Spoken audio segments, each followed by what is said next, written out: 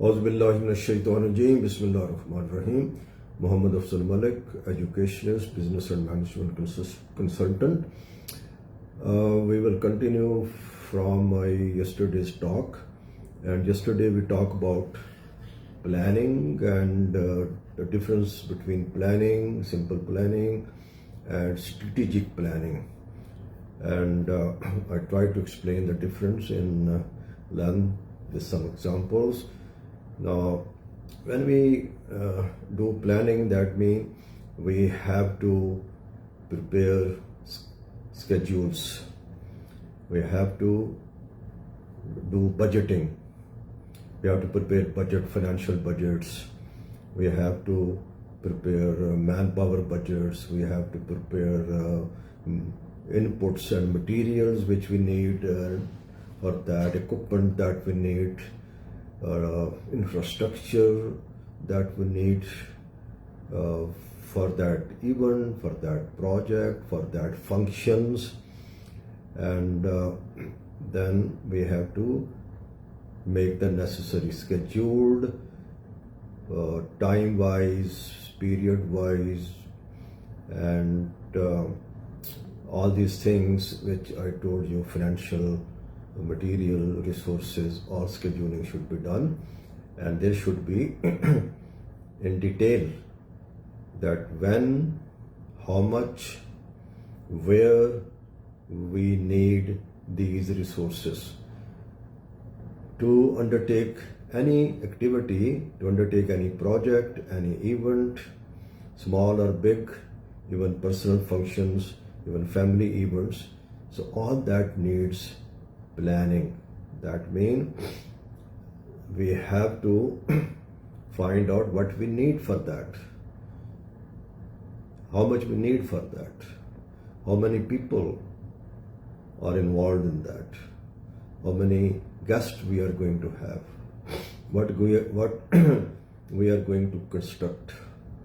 So if we want to do any activity properly, in an organized manner, in a systematic manner, and at the end we want to have successful, then planning is required. And for that we have to do the necessary forecasting. We have to do some estimations to the best of the knowledge and best of the abilities, looking into all different scenarios and different aspects which I already discussed yesterday. So today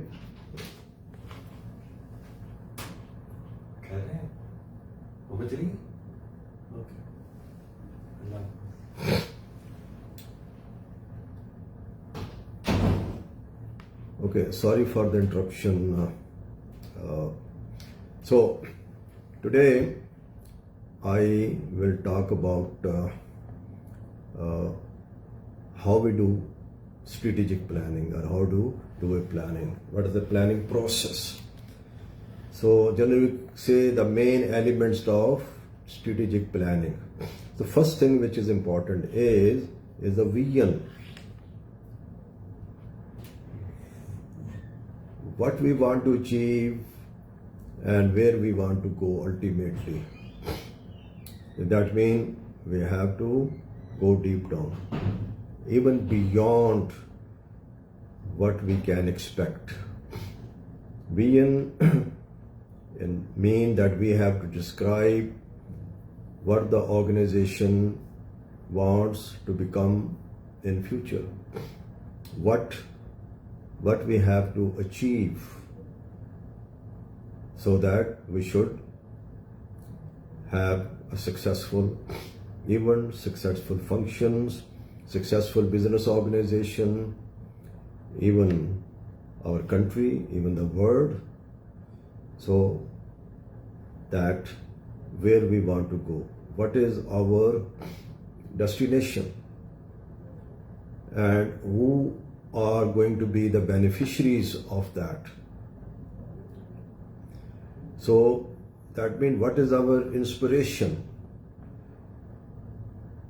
And that inspiration we have to determine for a longer period of time. It's not for a small activity. Okay? So that's what ultimately we want to achieve out of all these efforts, out of all the resources which are going to commit for a particular project or event and activity.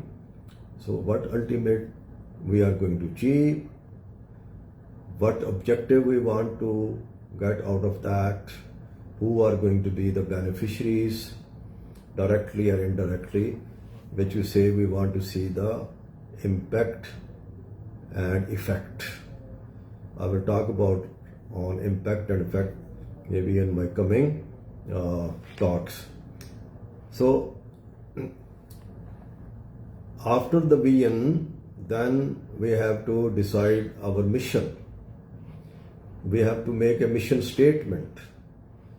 Okay, why we want to undertake this activity and this project. Okay?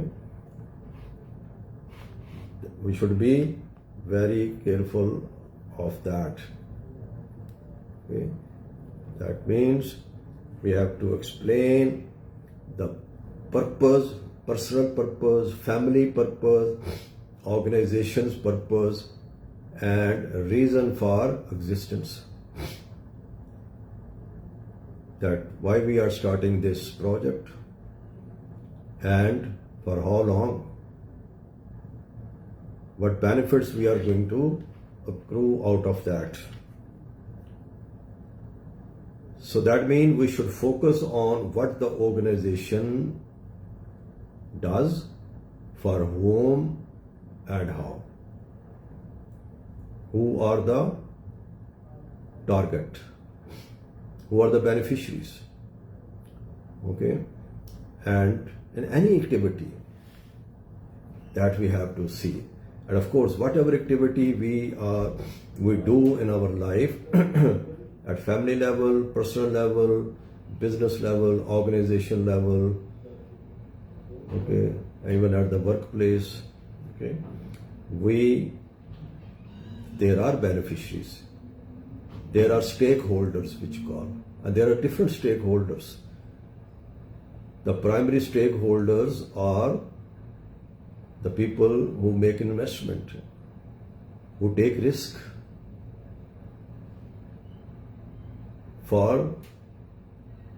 to gain some benefits, and not only for them,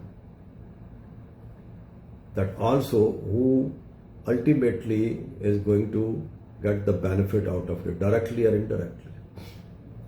Like initially, when the people started their work, instead of doing a job, self-employed, their main goal and main purpose was maximization of profit, earn profit. And they didn't have in their mind that we are starting this business for the community benefit. At that time, the community, the customers, they were not treated as a stakeholder. So the whole purpose of starting a business activity was to make money for their family. So community engagement or community benefits was not there. Even employees' benefit was not, because workers used to be treated very badly, like slaves. And they were being deprived of some basic fundamental benefits. Even they were low paid. The working conditions used to be very poor. That means that was an age of exploitation. Then over a period of time, with education and with new technologies, then the entrepreneurs, they started thinking that no, they are not the only beneficiaries, not the investors, but there are other beneficiaries also. Your employee, Because without your employees or your labor, your workers, you cannot run your business successfully and you cannot make money out of it. Because it is the manpower that converts your dreams into reality. So this realization was started even after French Revolution. Okay. So they said no, workers are important, and even at that time there was no concept human resource. This term was not coined. That means human beings were just treated like a slave. Yeah, they need money in order to survive, in order to meet their basic needs, and they have to work. And if they will not work, they will not get the money. They will strive of hunger. So that means the investors, the entrepreneurs, they were exploiting their basic needs. Then over a period of time say no, the business mean community participation. That means you are not running the business for yourself, for your family, but also for the community, for your country, and also for the needies they cannot afford. So this concept came very late, that there is also share of those people, those less privileged class, underprivileged class, they cannot afford the quality of life, so they also have their share in your business, in your profit. So that means the things keep on evolving and changing over a period of time. So this mission is basically going to say that who ultimately what you are going to achieve and who are the beneficiaries and stakeholder of this function, of this project, of this event, of this investment, of this organization. So focusing for whom and how. That means our purpose should be very clear. Not only the profiteering, not only to maximization of profit, but also doing a community service as well. After that, I told you that every plan has a starting point, that means situational analysis, which we are. So that means we have to do environmental analysis, the surrounding, the circumstances, that we have to see that internal and external threats which can affect your business. And for that we have to do a SWOT analysis, and that I have already explained in my previous talk. And SWOT means S stands for strength, W stands for weaknesses, and O for opportunities, and T for threats. So strength is your internal qualities, your plus points. Weakness is also internal, which we must know so that we can improve upon. Opportunity is external, that society is providing you to undertake some activity, to undertake a project, to undertake a venture. And then threats is also external. That means the different player around you your competitors, your supplier, the government policies and laws and economic conditions and different external pressures, because you have to face them. These are all challenges. And then we have to narrow down it further, and we have to say, to set our objectives and goals. So, what exactly we want to achieve out of this? At the end of that function, what we are going to achieve? Praise of the people, that people should praise that what an excellent function, very well organized, everything was properly done, well disciplined, very well arranged. So that means they are praising you, and as a result, what we are getting a happiness, pride. That means we get the value of the money. If your guests are happy, if your customers are happy, if your employees are happy. Okay, so we get that player, and that player motivates us further. So there must be very specific,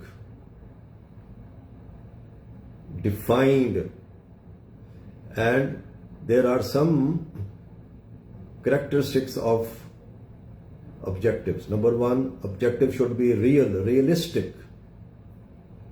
It's not that we are talking up in the air. They must be realistic.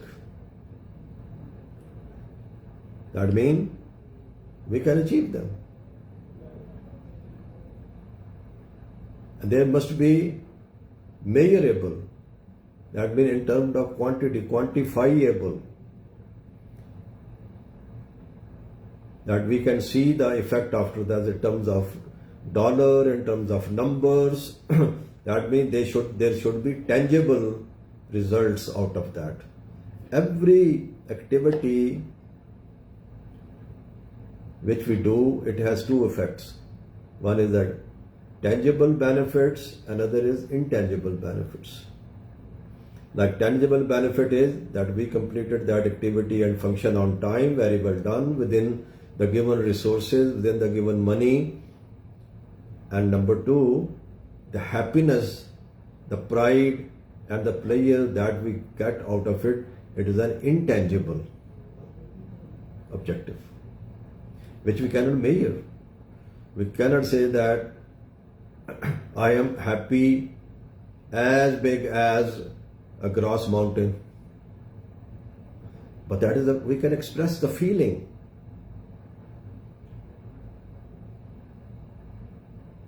So then these objectives and goals must be aligned with the vision and mission, what ultimately we want to see, where we want to take our organization.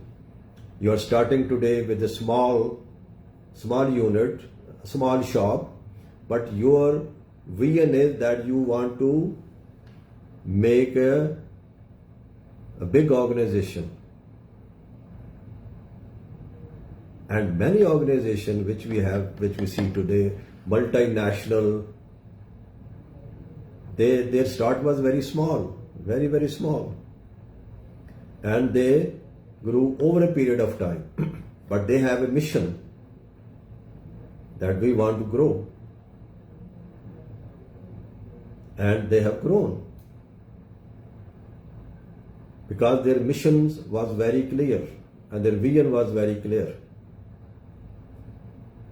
And many our family businesses, generally family managed businesses, most of in small scale, small businesses, most of them are family based businesses.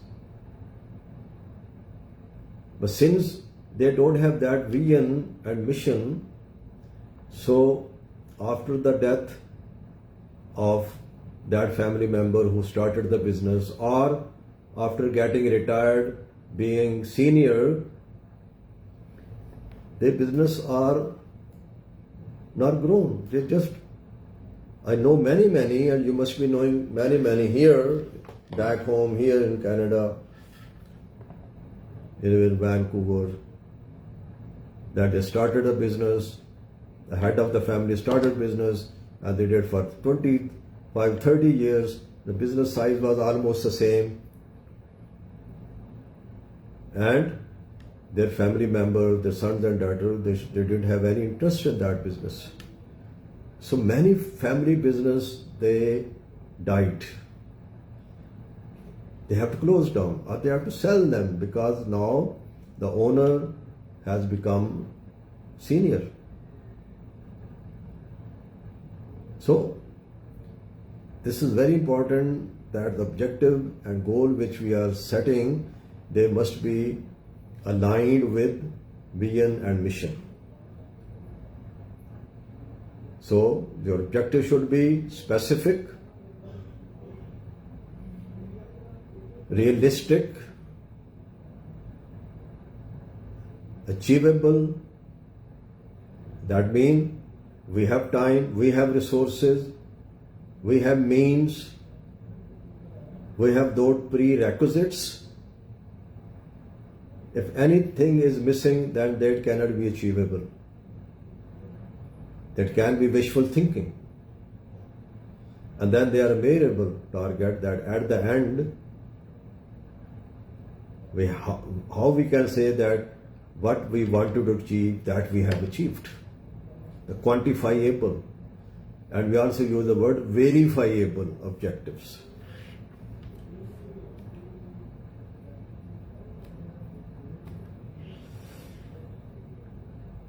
So as I told you, that strategy is a action plan with the allocation of resources. How much we need, what we need, when we need, why we need, on different intervals, at different stages. Like if we are constructing a building, a SkyTrain, road, highway, house, then there are different stages. We divide that project in different phases, different stages. That number one, you have to buy land, then you have to do land development, then foundation, excavation, foundation, then foundation, you reach to the plinth level, ground level, and then you erect another structure. And structure is ready now. Then we have to talk about finishing and furnishing, and so many things. So there are different phases. At every phase, we have to properly do necessary scheduling and budgeting.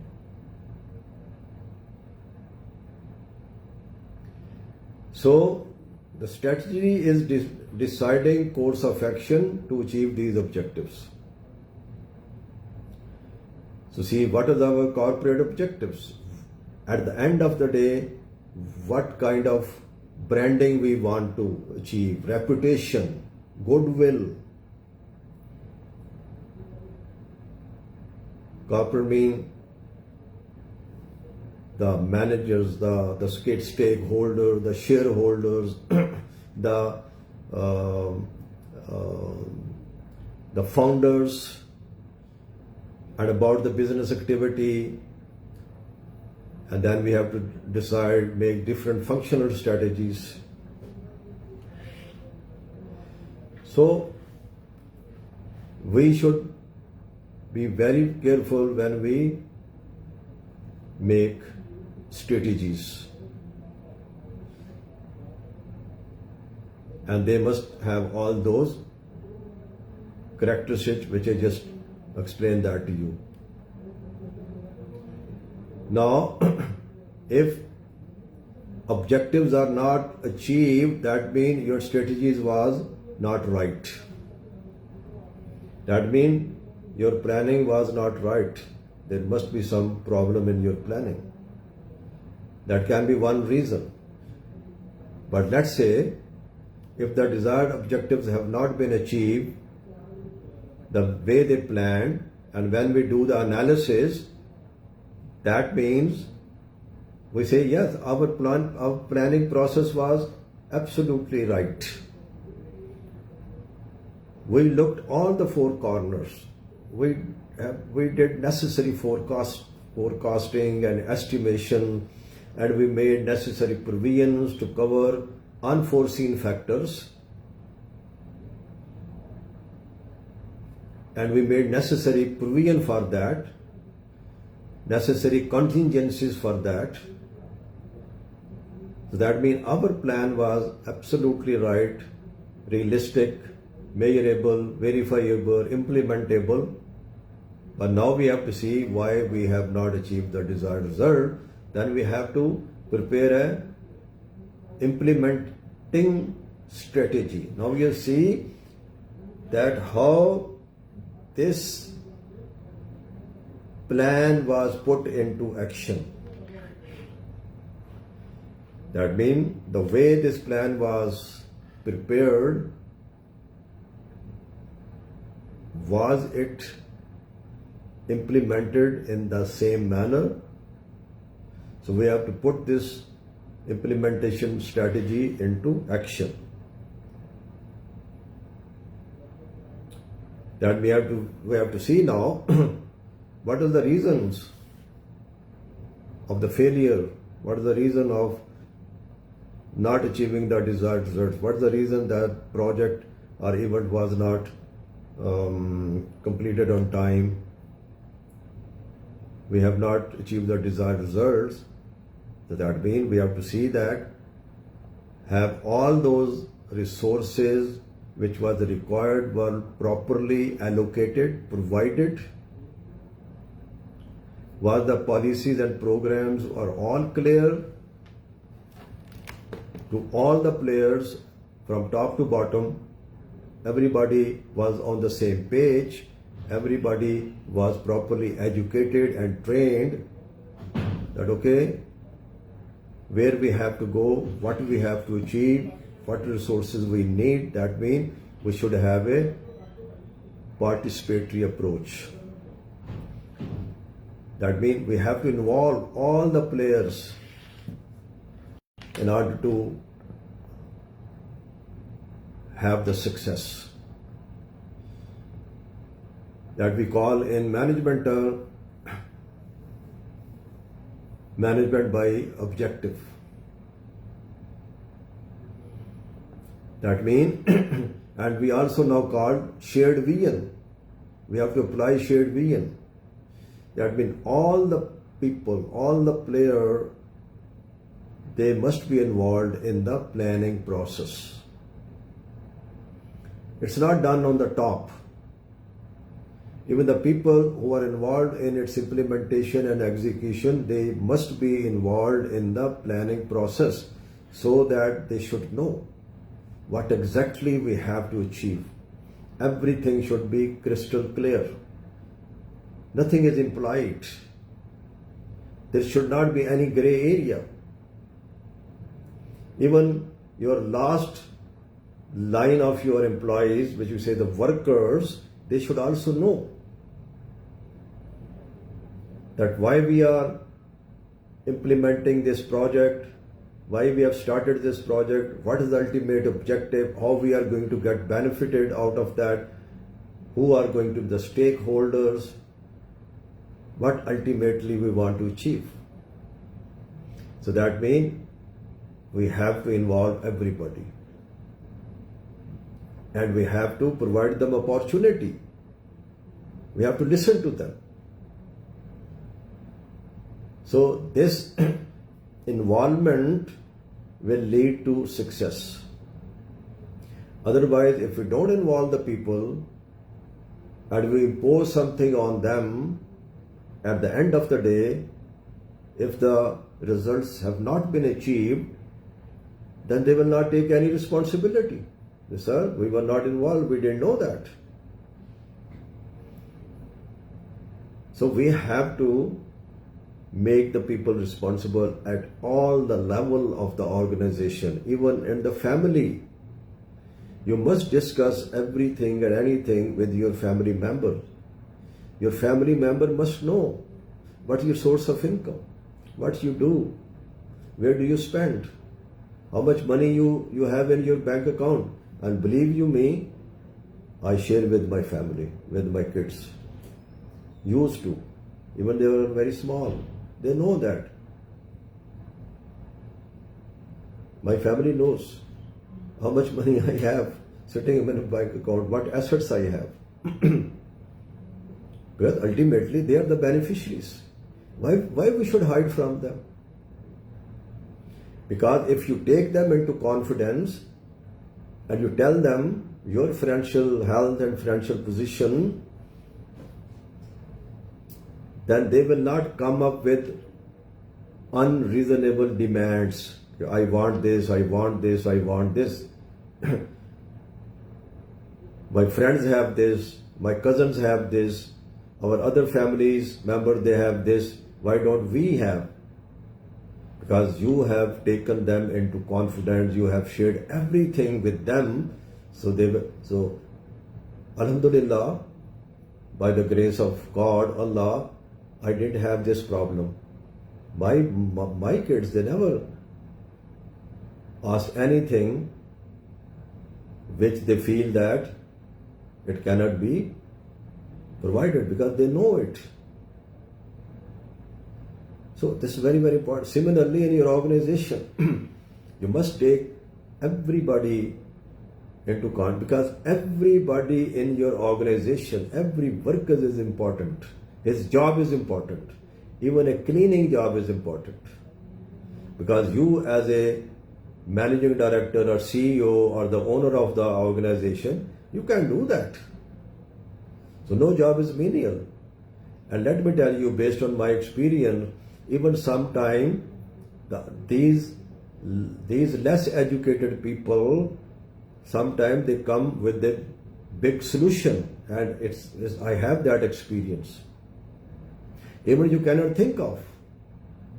Sometimes the solution of the problem is very small, very small. And we people sitting on the top and claim that we are highly educated and experienced, so we are used to think a big picture, a big thing. And we ignore small things. And sometimes the solution is very little, very small.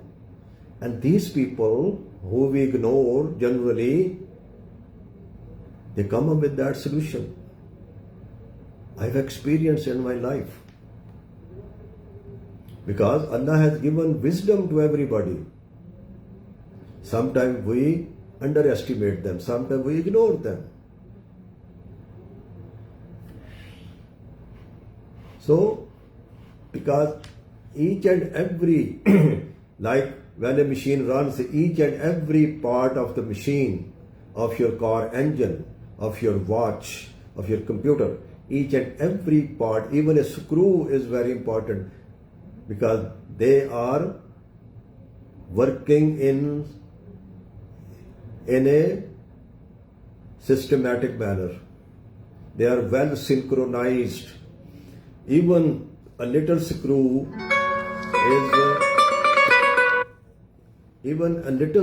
is loose, your machine will stop working. So a little screw is very important.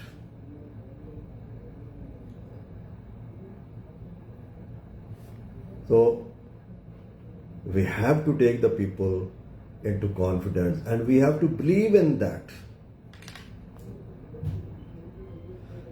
And after implementing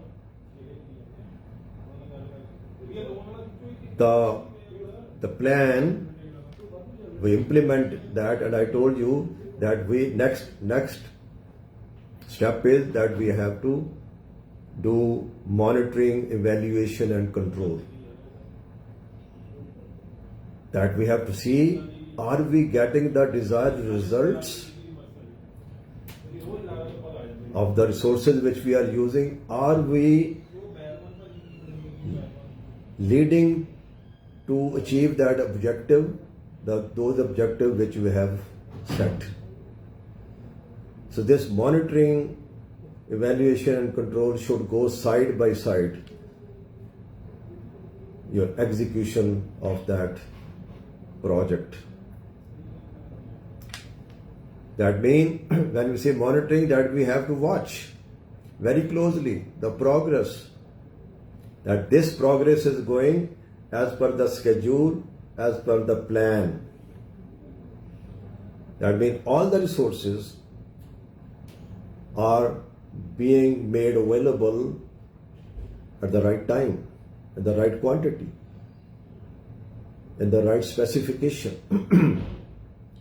If not, then this is the time that we can take the necessary corrective actions, and we can save overcosting, we can save time, and we can save the wastage of the resources. So this will help. Monitoring, evaluation and control will help us to make adjustments wherever necessary, so that we can achieve those objectives in a desired manner, and we should take necessary corrective actions. Because when we plan, we are planning something for future, and future is uncertain. So in planning, what we do, we are minimizing the uncertainty of future with our knowledge, with our experience, with the technology used, with forecasting. So what we do, we are minimizing the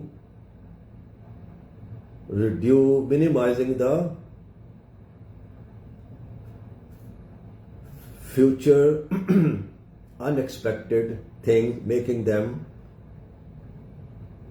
to achievable. So what we told you, that uncertainty, we have to minimize that uncertainty. We cannot eliminate the uncertainty because everything is not in our control, I told you. The time can change because of external factors as well as internal factors, which I just explained that to you. So it should be a continuous process. We have to watch it seriously, consistently, that are we going on the right track, in the right speed, in the right manner? Are we achieving whatever we have planned? And if we have to make some adjustment, because now we are in the real time, so in real time the things can be different than what we have planned. So then we have to make adjustments, and we can do that.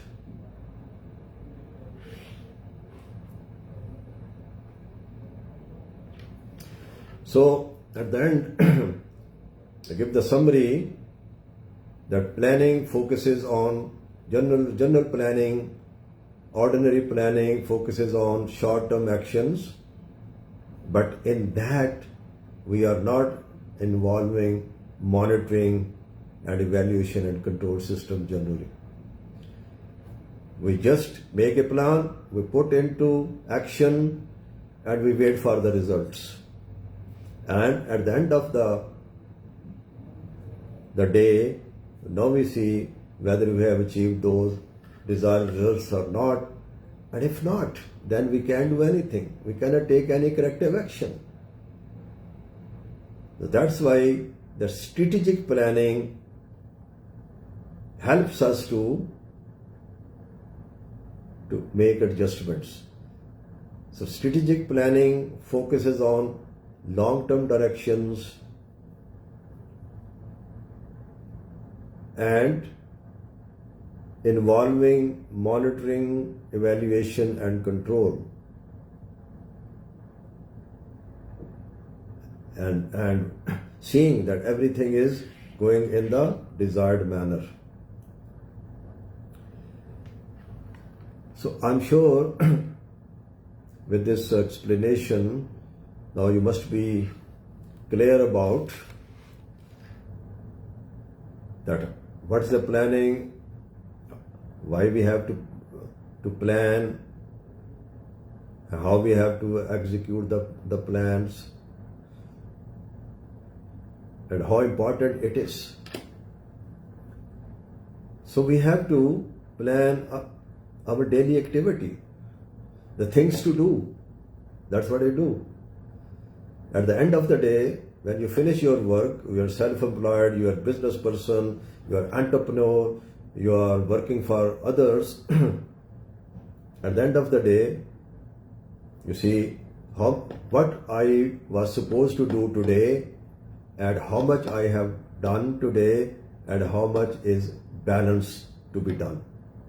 So that remaining which is not done today, that would be the starting point of your tomorrow. We have to prepare a checklist, list of activities, that what is the demand of my role in any fashion, as an entrepreneur, as a self-employed, as an employee, as an owner, as an investor, as a boss, as a leader. So we have to make a checklist and we have to fix priorities.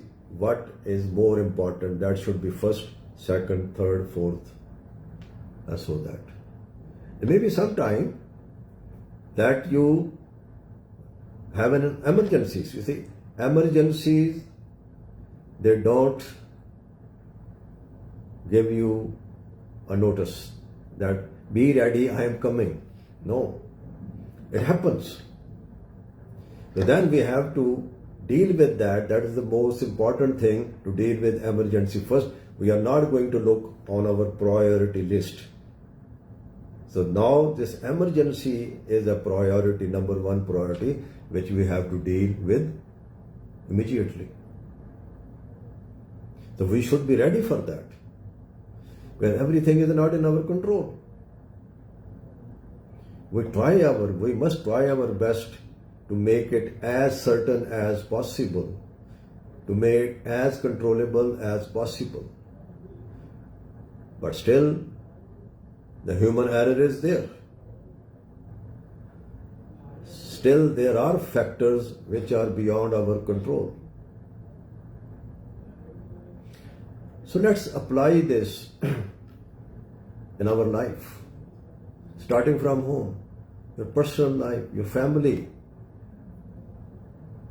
then whatever your responsibilities, whether you are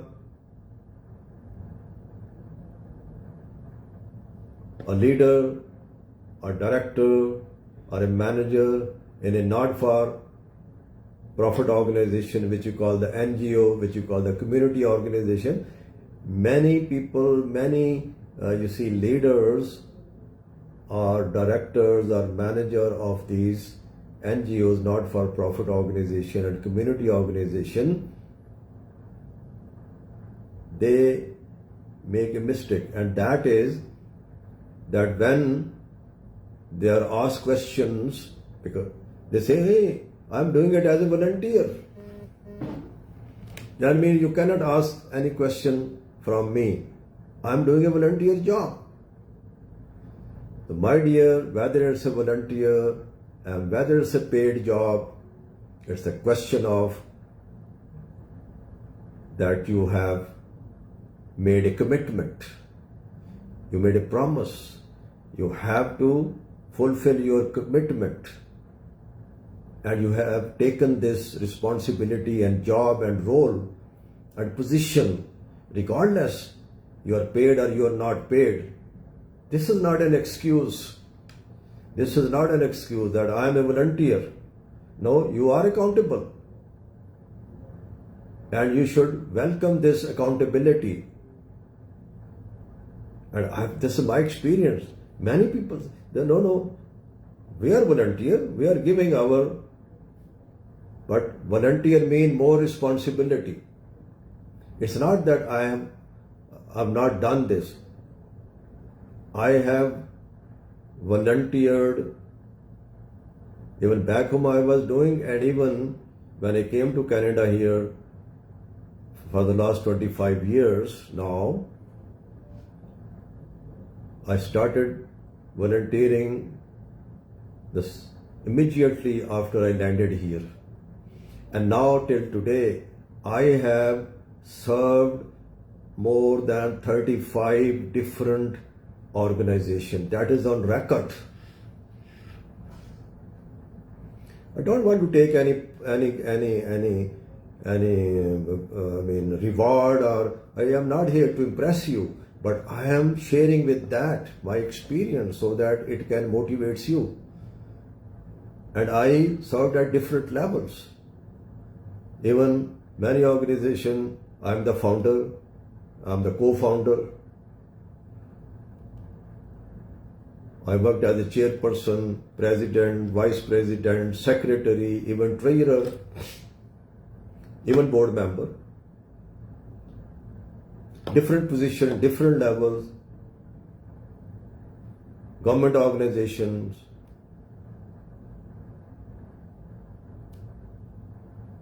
civic organization, okay, like we have the and community organizations. But still I am working. Still I am on the board on different organizations. But let me tell you, I never said this word in my throughout my this life here in Canada or even back home, that look, you cannot ask me any question because I am a volunteer. I'm not paid. No, because I have taken that responsibility and I'm accountable. If you cannot deliver, then say thank you. If you cannot deliver properly, you took the responsibility, then say thank you. Vacate that position, that anybody should come. And I would mention again that it's not the paid, unpaid, it's the responsibility which you have taken, your commitment. That I serve at the time of that, when we have elections or etc., we say, we give commitment. Hey, if you elect me, I will do this. And then we become dictators. We are not approachable. Okay? And we become rude and we don't listen to people, and then we become dictators. They say, no, you cannot ask me any question. No, why not? Because that is the public money, it's a community money. You have taken responsibility. Nobody has forced you to do that. So, accountability goes with that. Accountability does not see that you are paid or you are not paid for that. So, that should be very clear to us. Very, very clear to us. I know it's my experience. Working more than 35 different organizations at different level. I experienced these things. Because you have to show leadership, commitment, accountability, and you have to deliver it. And for any reasons, if you can do that, just vacate, just leave, just go.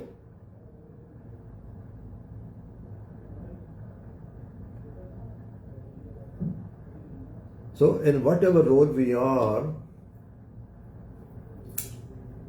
we should fulfill our commitments, because of course we are accountable and we are answerable in this dunya and the world after that. Thank you so very much. May Allah bless you all. Take care of your health. Health is wealth. Always think positively. Think 100 times to take any responsibility. And when you take it, then you have to deliver it because you made a commitment and you are accountable for that. And let's build the community collectively. We can only be strong if our community is strong. Even whatever we are in our personal life, because unity is strength.